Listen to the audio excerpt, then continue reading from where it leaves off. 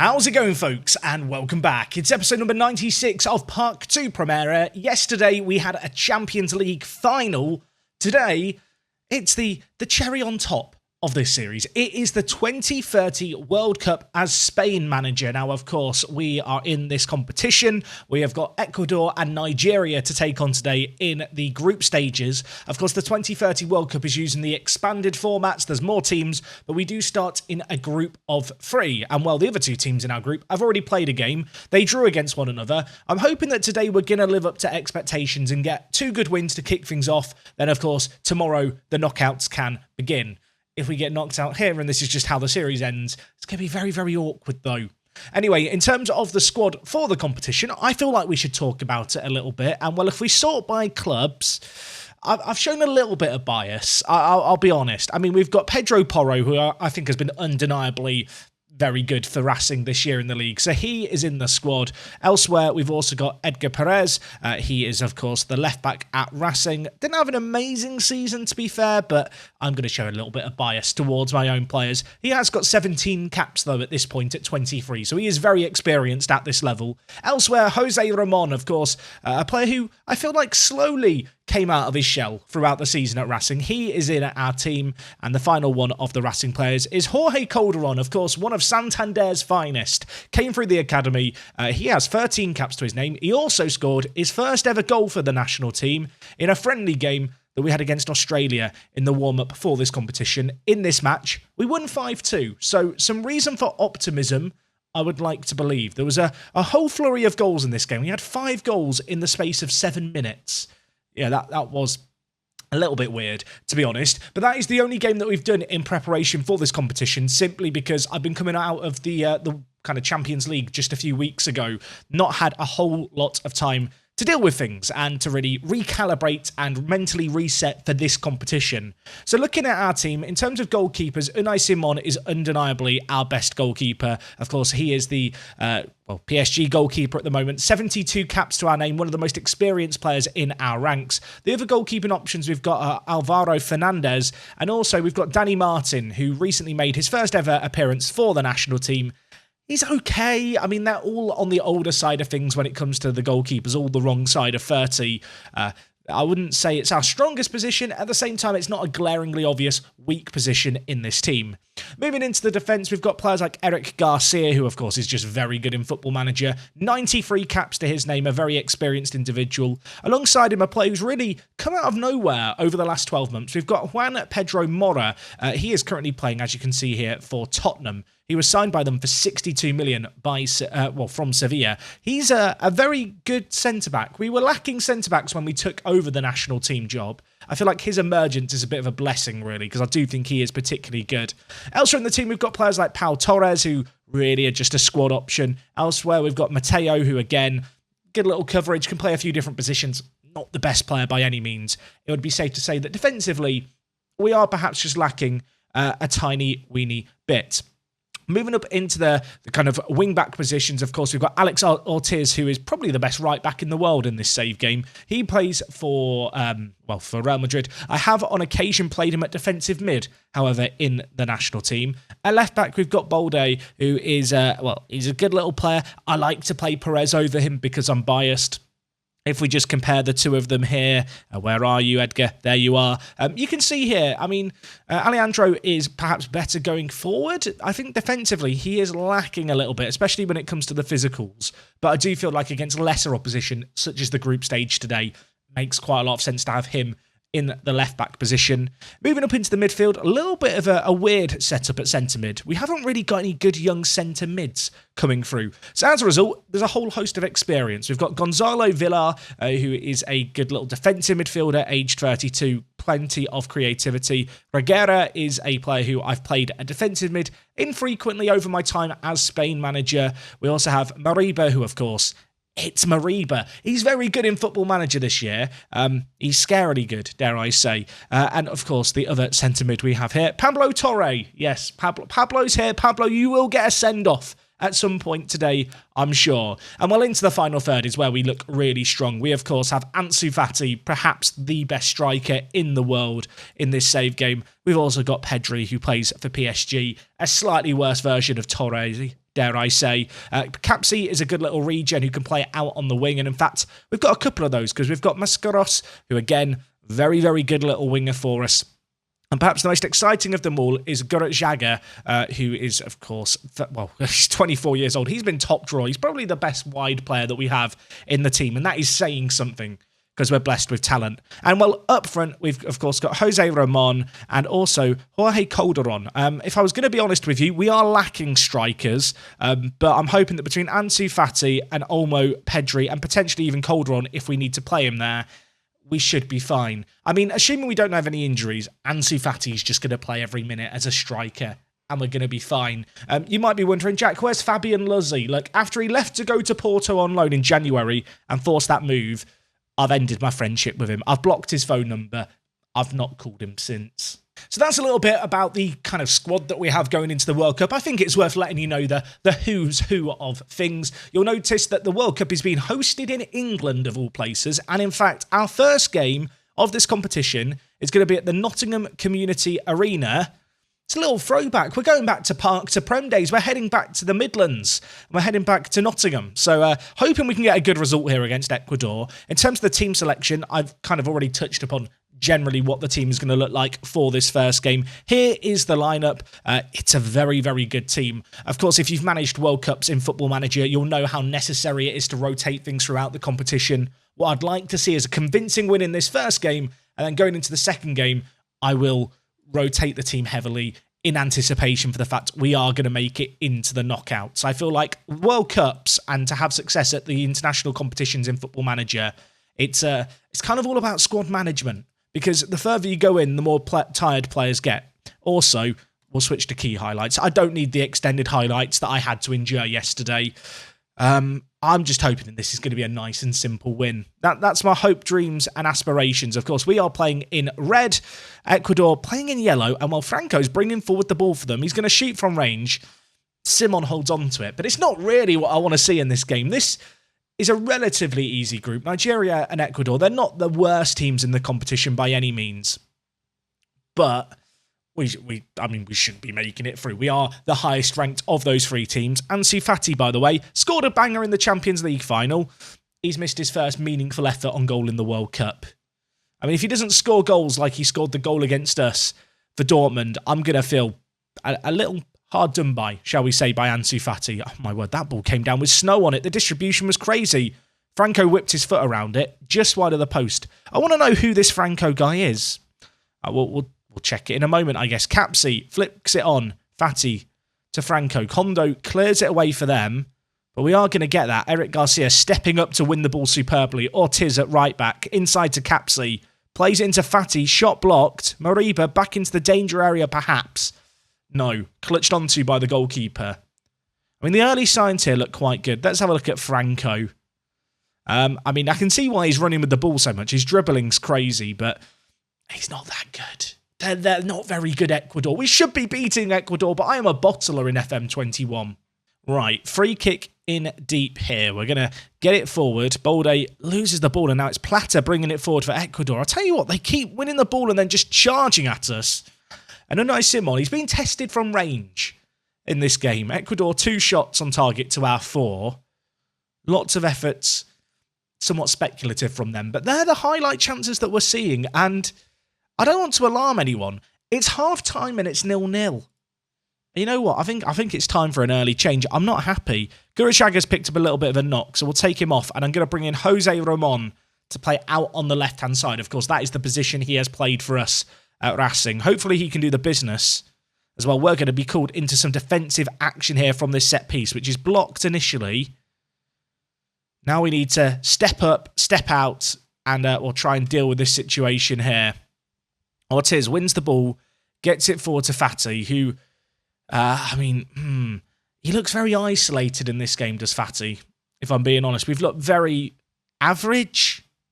This is the kind of game which I was hoping would be a confidence builder. First game of the World Cup, get a few goals, relax some nerves, feel more confident rotating the 11 for the next game. And instead we're in this situation where we've not really got going just yet. Casado gives it to Fati, though. That is a horrible mistake. Can we capitalise now Ecuador caught out of position, whipped in. Fatty can't get his noggin on it. Moriba, though, keeps it alive. And, well, it's Jose Ramon who hits the woodwork. Fatty hits the outside the post. I don't know how he's missed it. I mean, it was a blooming good chance. Jose Ramon on off the bench within 2 minutes hitting the woodwork. Maybe he's going to have the desired effect in this game. As Fatty now has the ball. Can he finish this?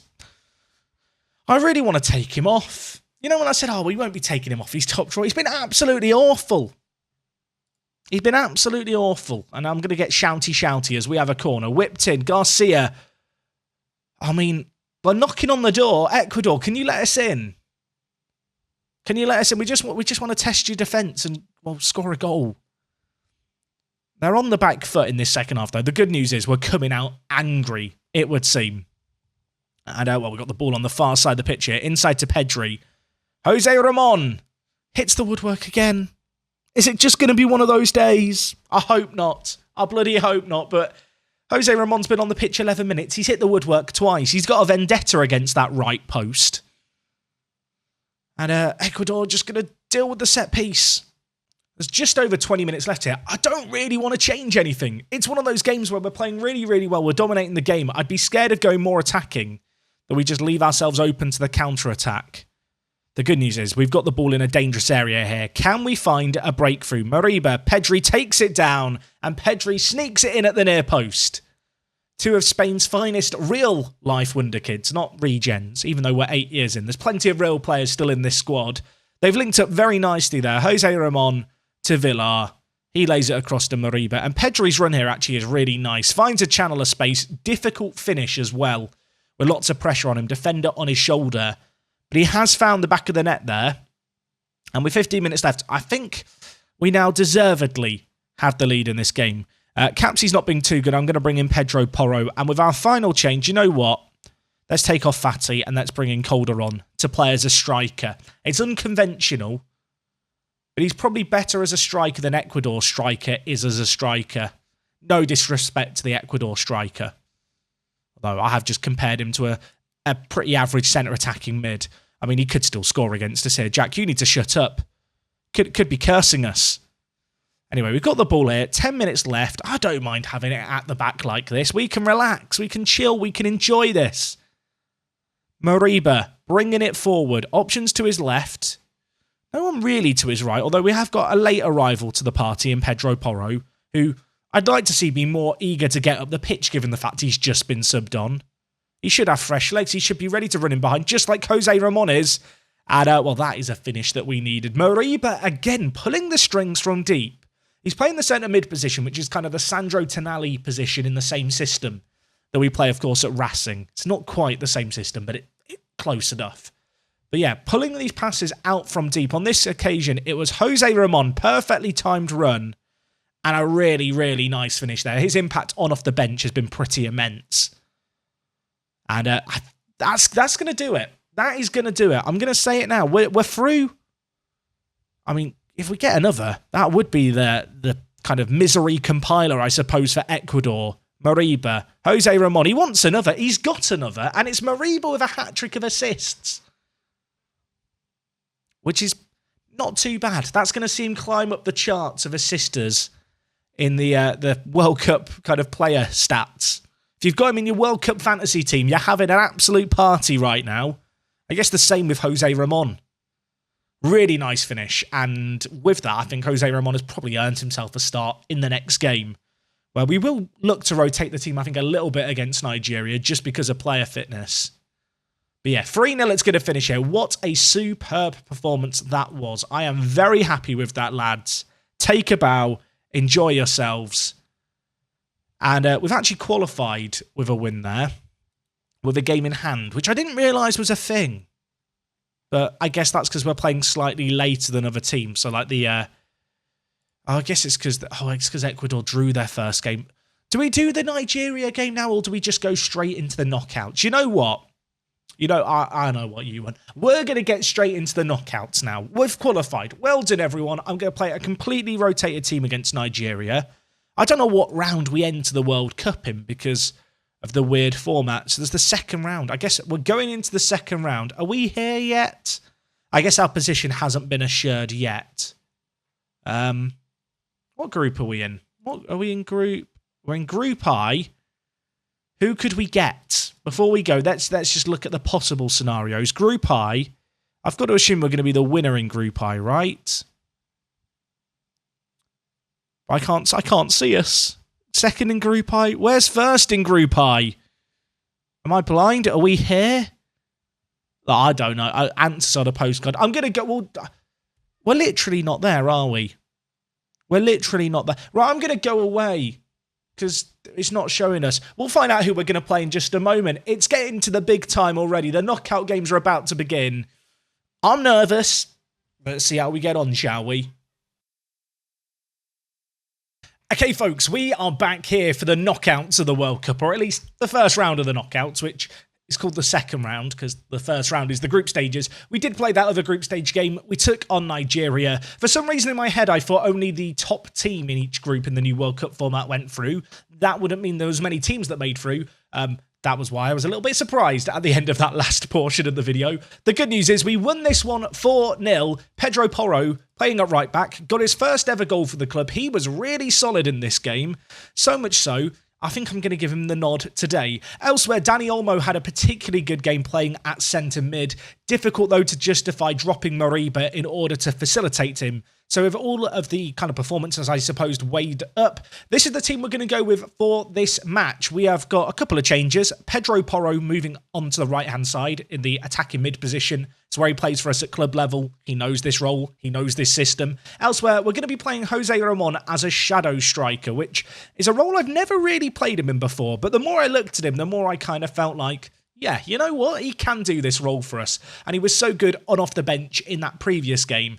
I feel like it's worth giving him the nod. Of course, our opposition is Senegal, whose actual world ranking is 18th. So they're a reasonably good team here. Just looking at their players and their most valuable players, they've got players like Sene here, who is a very good centre-back, who's very, very good in the air. They've also got this guy, Mbwengue, who, to be honest, doesn't look all that good. By comparison, I'm underwhelmed. I'm now looking through their team as a whole. I thought they were going to be more scary than this. I looked at their world rating and thought, that's a high world ranking. This is going to be difficult. I'm flicking through these players.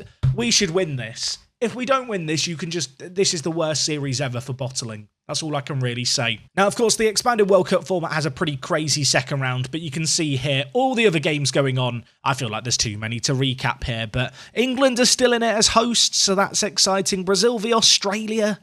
I mean, look, there's a whole lot of games being played. I'm trying to see if there's any particularly weird teams, and to be honest, when I look through this list of nations, no disrespect to Senegal and the players that we're playing against, they are definitely one of the better options we could have been drawn against in this round. Anyway, we are going to submit our team for this game. Of course, if we lose this somehow, that would be unofficially the end of the series. And the reason I say unofficially is because we will be doing a big recap episode of Park to Primera as a whole, kind of next time out or after the World Cup. And we will also be doing some episodes into the future to see what becomes of the Racing team when we holiday forward. I hope you guys are looking forward to those. But of course, between then and now, there's a World Cup to win. And it's worth noting that the expectation of the National FA is to get to the semi-final. So we should be winning this quite handsomely. I did take the opposition against, the opportunity against our opposition, Nigeria, to rotate our team. So we should be coming into this game pretty ready and refreshed. Whether or not it actually plays out that way remains to be seen. Ortiz out on the right-hand side at right-back, plays it in, and Gurrit Xhaka, who did pick up a little knock, you might remember, in the previous match against Ecuador, he's recovered from it. He's back in the team today, and he very nearly was back on the score sheet there. Unfortunately, just over the crossbar, courtesy of the crossbar. But we still have the ball here, and with 12 minutes into this game, we are the team on the offensive, shall we say. We look good going forward, and Pedro Porro, can he show us what he's made of? He's hit the woodwork, and Jose Ramon just couldn't quite get to the rebound. The early signs are promising, but I want that early goal to help us relax a little bit. The longer this game potentially goes on, the more nervous I'm going to get. Ball headed away from danger, and I feel like Senegal are going to live to fight for another day. Although, I say all of that, Moriba could just get an assist again, couldn't he? From the wide area. But no, it's 0-0, 15 minutes gone. Senegal hanging on just a little bit. That said, They are having some shots. They are. They're showing some capability going forward, and that does make me feel a little bit nervous, as they have now got a throw in on the halfway line, just inside our half.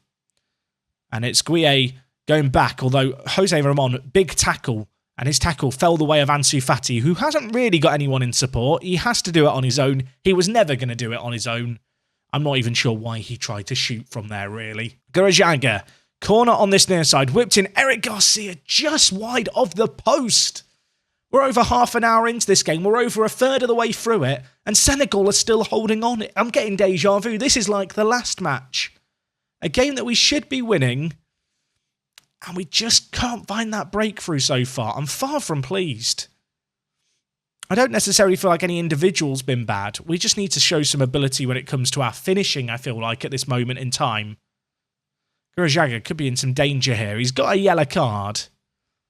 He has been one of our best performers, so I'm a bit hesitant to take him off, but he is going to have to walk on eggshells the rest of this game. As well, Senegal, opportunity after opportunity. They've just hit the woodwork.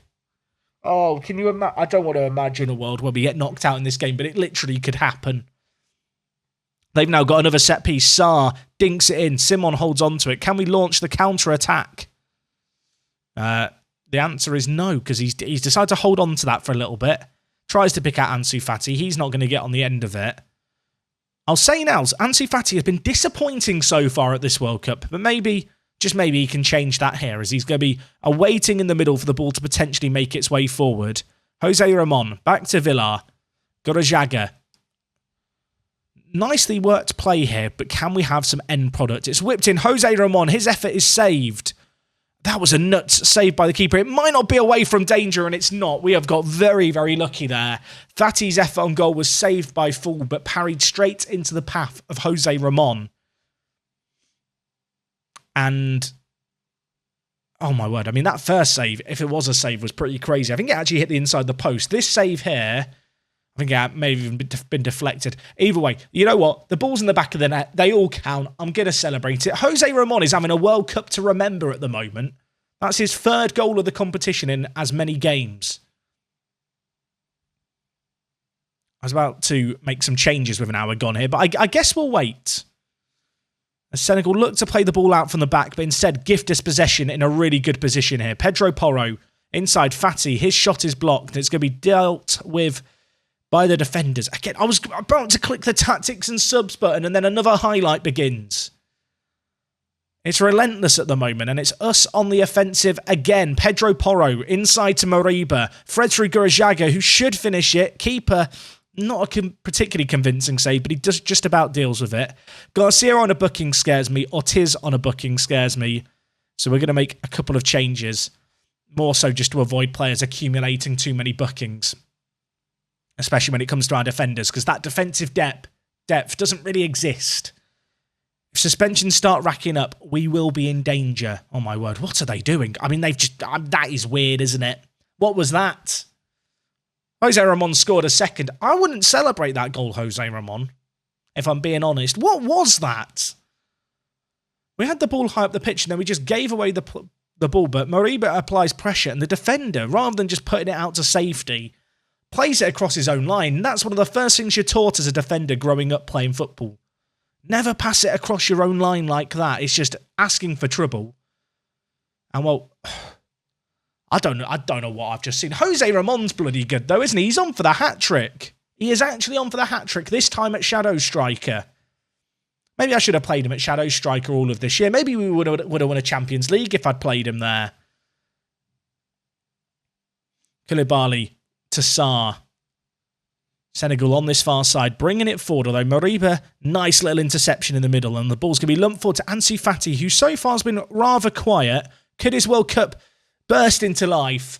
Not if he kicks it straight at the goalkeeper like that, it won't. It remains 2-0. I feel like with 20 minutes left, we can start to relax just a little bit. But Senegal have not made this easy. This has not been as convincing as I would love to have seen. I mean, if we win this game, 4 wins away from winning the World Cup. That's where we're at, if I'm not mistaken. I could be mistaken. I'm pretty sure we go into the 3rd round if we win this. Then it's the quarterfinals, then the semis, then the finals. I say all of this. There's still 19 minutes left. They're still having chances. Jack, you need to hold your horses, son. We will take off Pedro Porro for Pedri. I've just been tricked. I was like, yeah, you know what? We'll take off Pedro Porro. That makes sense. We'll bring in Pedri. Pedro Porro's on the right wing. Of course, he's not on the right wing anymore. He's playing right back. So now I've got Pedri. You know what? I'm not ruining him by making him start playing a position he can't play. He's playing defensive winger. We'll do it without a right back. It's going to be fine. My assistant has just scammed me. I've just been bamboozled into taking off a defender for a midfielder. I mean, here's the thing. Pedri's got the ball now. Maybe my assistant knows something I don't. Fatty, please score. It's blocked, but it falls to Garajaga. Going to make it 3-0. It's going to be another convincing win in the end, but a win that was all about the second half performance.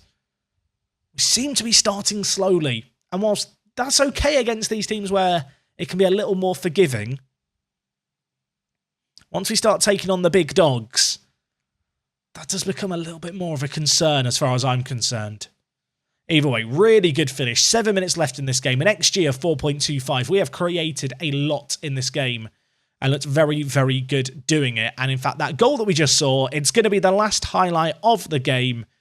That was pretty emphatic by all accounts. A little bit nervy at points. If they'd scored from that corner where they hit the outside of the post, maybe things would be a little different going into that second half.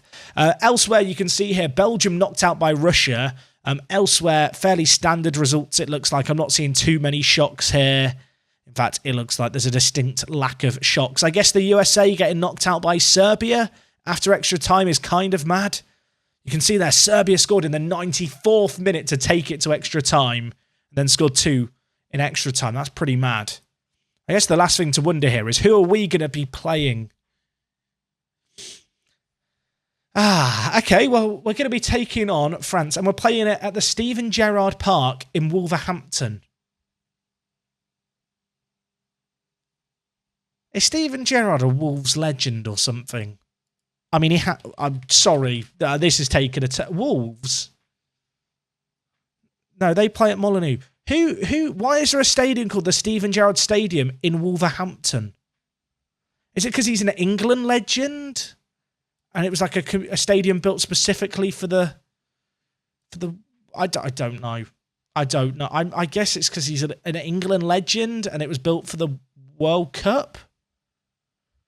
I mean, if you have a clue what's going on, please let. I'm very perplexed. All I do know is I'm not the Stig, but we've got a very tough game next time out. It's the as I said, 4 games until the final, and we've been drawn against France. That's mental. That game is in 4 days' time as well. There is absolutely no time to rest. Their world ranking is 2nd. That's concerning. That's really concerning. What's our world ranking? 10th. Oh dear. Anyway, guys, that is going to wrap up everything from me today. Next time out, a huge game against France. If we win that, we will have the next round. If we don't win it, I actually don't know what I'm going to do. We'll find something to fill time with. It might be that I just stick an extra match on the end of the video, so it looks like a double episode. There may only be 1 match. We'll find out. We're going to beat them. It's going to be fine, I'm sure. I hope to see you guys for that one. It's going to be big. And well, until then, it is me, Jack. Thank you for watching as always. I'll see you all next time. I'm out.